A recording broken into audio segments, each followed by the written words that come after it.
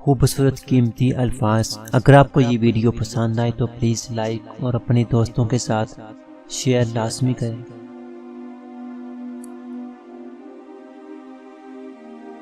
سب سے اچھی زندگی وہ بسر کرتے ہیں جو اپنی ضرورت پوری کرنے کے لیے اللہ پاک کی سوا کسی اور پر بھروسہ نہیں کرتے۔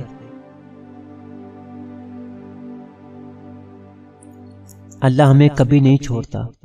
ایک ماں سے جب بچہ کہیں چھوٹ جائے تو ماں کتنی تڑپتی ہے، پھر اللہ تو اپنے بندوں سے 70 ماؤں سے زیادہ محبت کرتا ہے، تو وہ اپنے بندوں کو کیسے چھوڑ سکتا ہے؟ یہ تو ہم انسان اپنے اور اللہ کے درمیان فاصلے لے آتے ہیں، اور جب اپنا مطلب ہو تو سجدے کرنے لگتے ہیں۔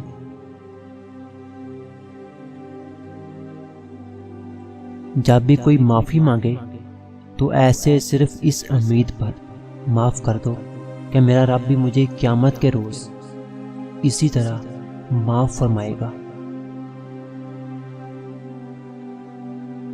جب آپ کو اللہ کسی کی منافقت دکھا دے تو اس کو چھیڑے مت، اسے ایسے چھوڑ دیں جیسے وہ حیات ہی نہیں۔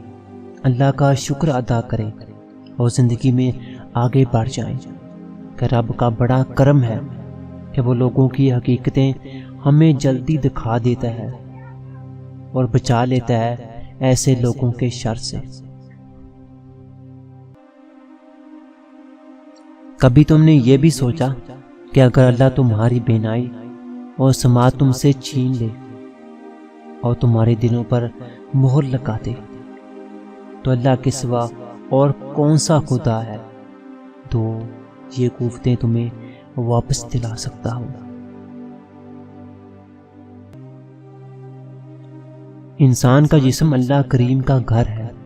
اللہ کریم اس گھر کے اندر دل میں موجود ہے، کیونکہ دلوں کی عبادت گاہیں عمارتوں کی عبادت گاہوں سے زیادہ مقدس ہیں، اور یقیناً اللہ عمارتوں میں نہیں انسانوں کے دلوں میں رہتا ہے۔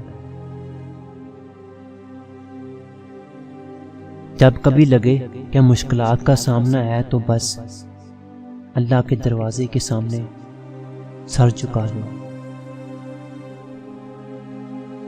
بعض اوقات اللہ کے بندے کی درخواست کو قبول نہ کرنا بندے پر شفقت کی وجہ سے ہوتا ہے، اور اللہ پر بھروسہ رکھیے۔ انسان کا کام ہے کوشش کرنا، کامیابی تو اللہ دیتا ہے۔